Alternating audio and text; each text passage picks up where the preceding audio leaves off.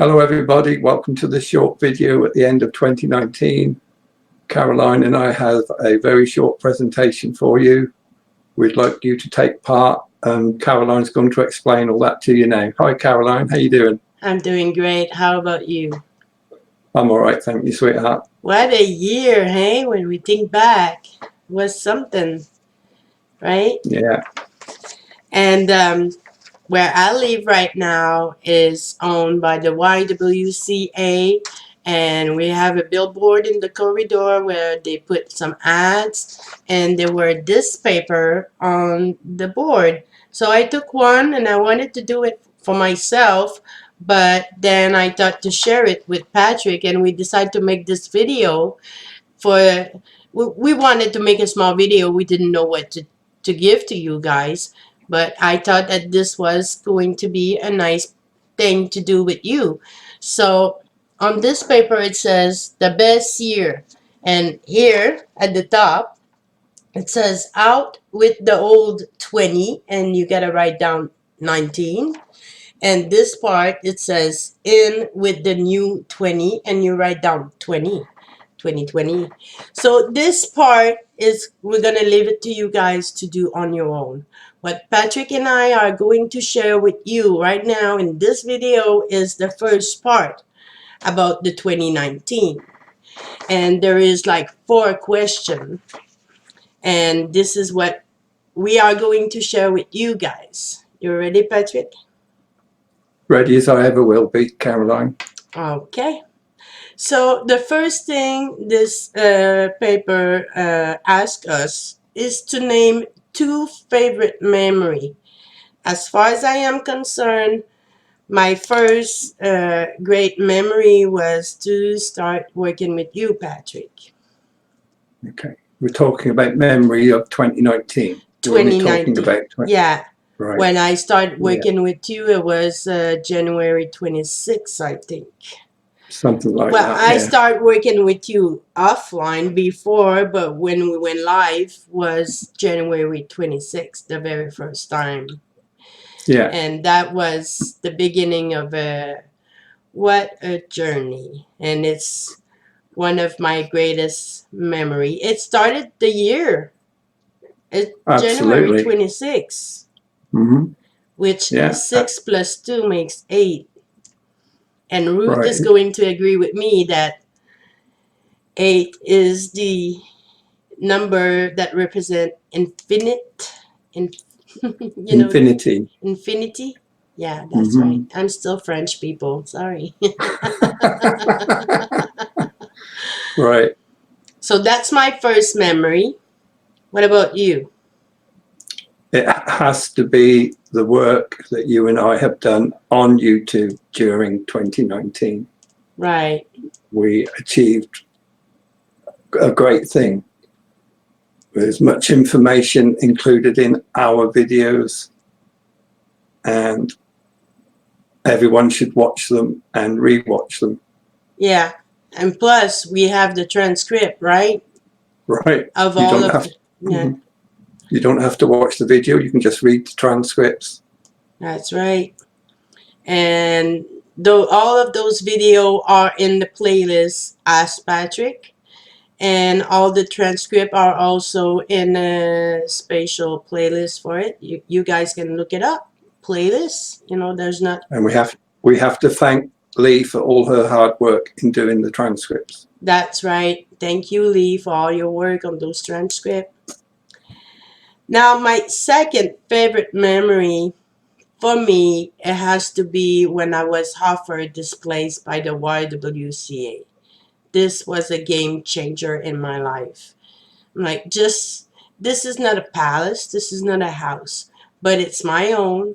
I don't have to share my kitchen, I don't have to share my toilet or my shower, and I sleep alone. I don't have a roommate that snore or anything like that. It's my own place. And to have this place before Christmas was, it has to be my second greatest memory of 2019. What about you? It has to be young Thomas and those of you who don't know anything about young Thomas, you can go into the videos on this channel, and there's one called Rods and Ask the Rods and Pendulum mini readings. It was done on the 7th of February. The date will be in the title. And I believe it's the second question from Thomas's mother, Anna. She was extremely worried about Thomas. He was in a lot of pain and he was on morphine that wasn't working. And she received a very, very profound answer. Not only that, she received help from the chat room. Also, yeah, I remember. That touched me deeply. It did touch me too. And all the work I've done for you. This chair, guys, that you see that I'm sitting on, cost me $100 plus tax. And I bought that because I only had a kitchen chair, a solid wood kitchen chair, and we were doing very long session. It would last like what, an hour and a half, something like 90 that. minutes, yeah, 90 minutes, twice a week. Twice a week, and it was very hard for my butt. So I went and I bought that chair, and when we did that question for Anna and Tama, it was just, I told Patrick, you know, just for that. And the following afterward, we kept in touch with Anna, and the result of that she did follow the advice from the answer, and now her life has transformed. Tama's life has transformed. They are both so grateful for the answer they got. It did change their life, and you know, just for that, it was worth my $100 that I spent on that chair. Went on my way, which I don't normally do, but it was worth. Yeah, just for that. This channel's called The Garratt's Legacy, and I consider Thomas to be my legacy. Thomas is part of the legacy, and Anna too, and many others too. But that was the greatest one, right? Okay, so the second question is, name 3 things you are grateful for. Now, me, my first thing I am grateful for is my car. I gotta say, going homeless was something so difficult, but to manage to keep my car during those days were just amazing. And I am so grateful I had my car during those days, because without my car, I don't know what I would have done. I'm very, very, very grateful for my car. My first one has to be, I'm grateful for my family. It's been a very difficult year, and we've just knitted together and become stronger. That's all I'm going to say. Okay, thank you, Patrick. My second thing I'm grateful for is my place. I know I kind of repeat myself, but you know, I was offered this place. That was the day I was offered that, I literally cried on the phone. And now I am very grateful to have this place, because it offered me so much more freedom than I had in the shelter. You can't do whatever you want. Uh, uh, it's almost like being in jail without being in jail. You know, being in the shelter, you can't do whatever you want. You can't just eat whenever you want. You eat when the meal's there, like it or not, and you know, you have a curfew, and if you don't come in, you have a broken house rule, or if you're late, whatever the reason is, even if it's justified, you get a broken house rule, and those things are very difficult. Now I can leave and I can come back anytime I want. Just the freedom I got just by having this place. I'm just so grateful for this place. Thank you, YWCA. Thank you very much. Here. Yeah. My second grateful thing has to be my time on Talking with the Planets. And actually communicating with the planets. The answers we received were absolutely amazing. I was privileged to feel the connection and feel their emotion and the love and concern that they have for us. It changed my life, and I have to thank Wayne for inviting me on his show. And they're all on this channel if you want to watch Talking with the Planets. In the I don't like playlist. I don't like knocking Wayne's channel, but if you watch it on his channel, you'll get adverts. You won't get adverts on this one. That's right. And I want to say thank you, Uranus, all through the all through the year, and thank you, Jacob, because Jacob is the creator of this cup on Jacob Israel on YouTube. So just a little wink. I love this cup.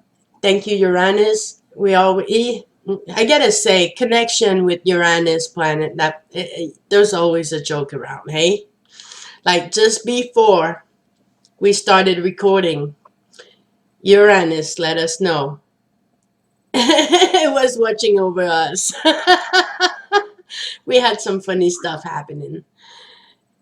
So, you want to talk about it? No, that's okay. Okay. All right. So, I'm a professional, Caroline. yeah, sure. In other words, I made a mistake, people. So That's okay. It's all hey solved. ho. It was a technical problem, right? A microphone problem. All right. Okay, So we'll leave it there. my third thing I am grateful for is my connection. Actually, it has brought me so much knowledge, so much insight, so much self-control, and a better understanding of who I am. And also through my connection, a lot of stuff has happened to me that allow me to change my perspective on my past.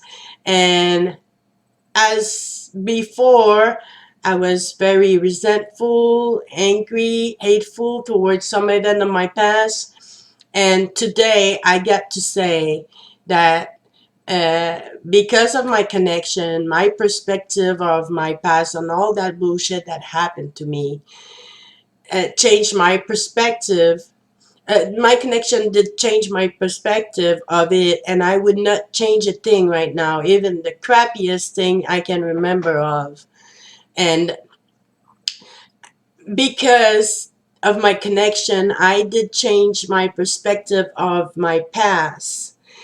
And the fact that I did change my perspective of my past, it did help me through my 5 months of being homeless, because even though I didn't know at the moment, I knew that I would look back and bring something good out of it. So yeah, it was very painful, difficult, but my connection has helped me through these days. What is your third thing you are grateful for? The third thing I'm grateful for was a surprise. If you want to watch my reflection video on this channel, you'll see why I started doing YouTube videos, why I started learning my ability, how I progressed. And the one thing I am grateful for that was a total surprise was the love I received from you guys and the love that I have for you. And that will remain with me forever. Thank you, Patrick. Now, the next one is a tough one, guys. But I did it, Patrick did it, and I believe you can also do it. So the third one is name one hard lesson you've learned.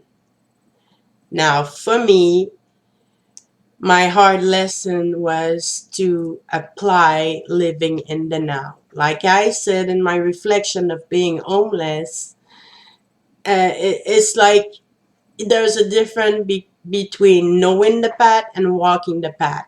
So I knew living in the now, but I was not doing it. Being homeless has forced me to live in the now and apply it in my life, like right now, not a minute later, because the minute later, you don't know what's going to happen. Anything can happen. So it's very important to live in the now and being able to appreciate the now and be conscious where you are at right now. At this very moment, everything is good, everything is fine, there's no danger, there's no need for me to worry for the 5 next minutes about whatever could happen, because living in the now is where we have our power to change our future, because how we feel right now is what is projected in the universe, and this is what the universe is going to send you in your future.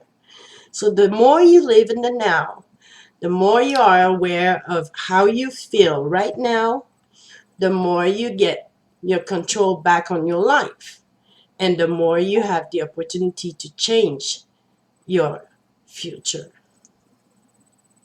So yeah, to apply it, I mean, it was the hard way, the most hardest way I could think of to force me to apply it because when you are comfy and everything's good, you got a roof, you got food, you got the car, you got you know about it, but we kind of lazy and it's difficult to apply it.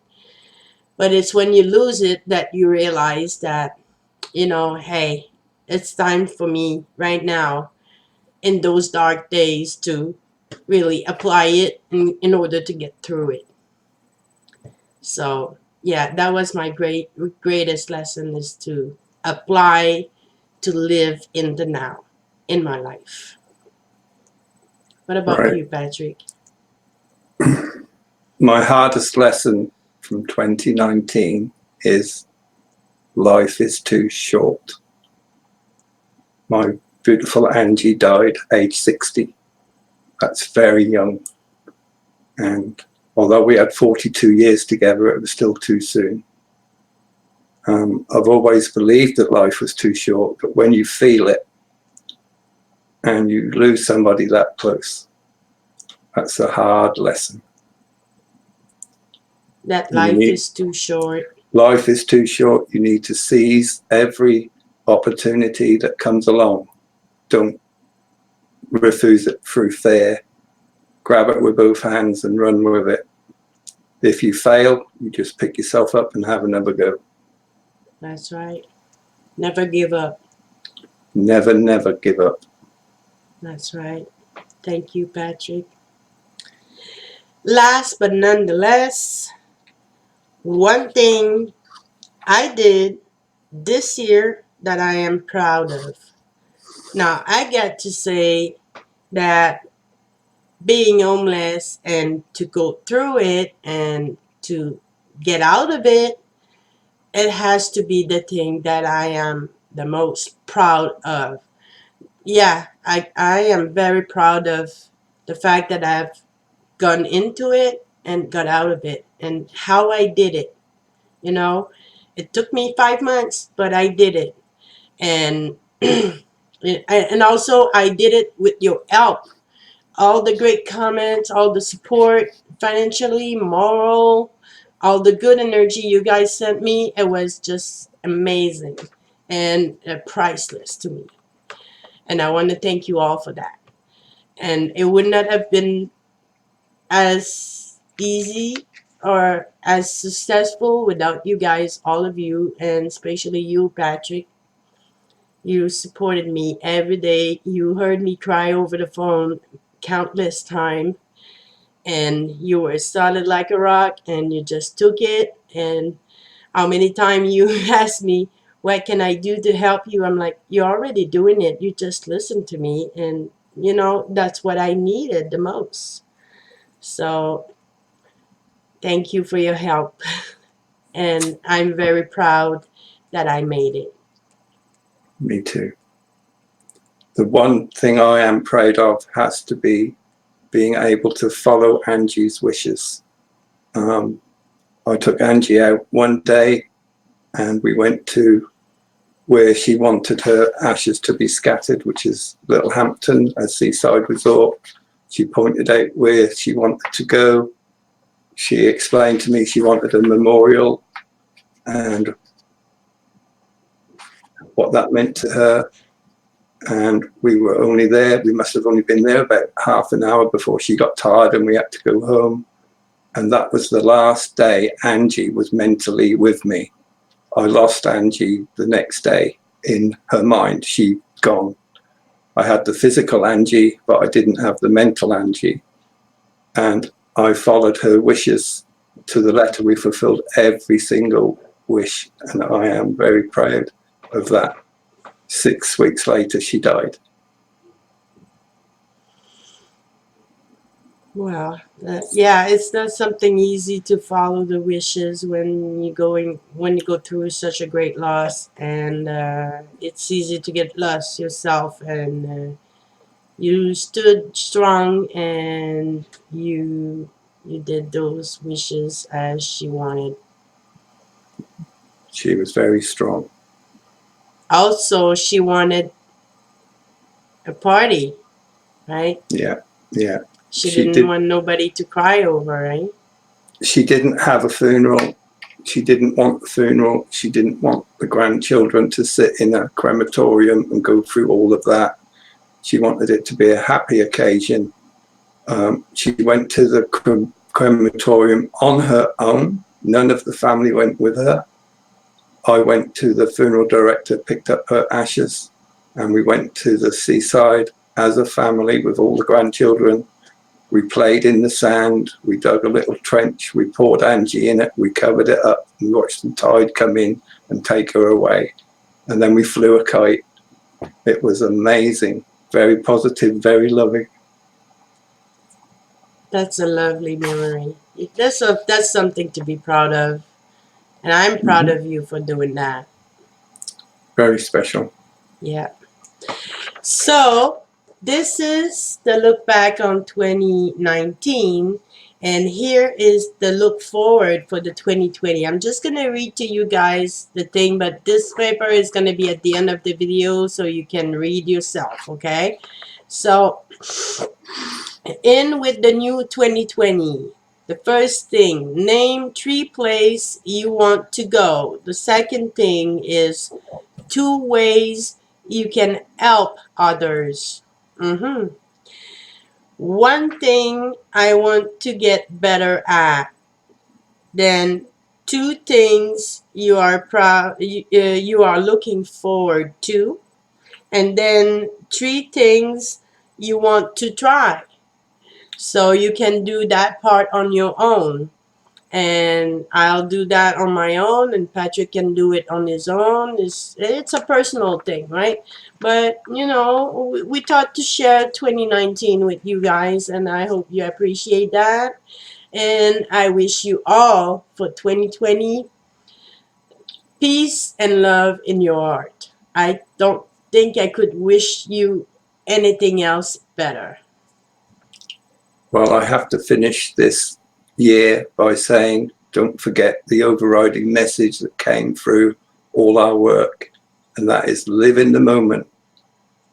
Do not live in fear, and live in love. Love you all. Love you all. Bye-bye. Happy New Year. Now, 2020 is at the door, and here comes the snow. Wanted to show everybody how it feels like, how it looked like in my part of the world on New Year Eve. New Year Eve. Yeah. Happy New Year for everybody. Bye-bye.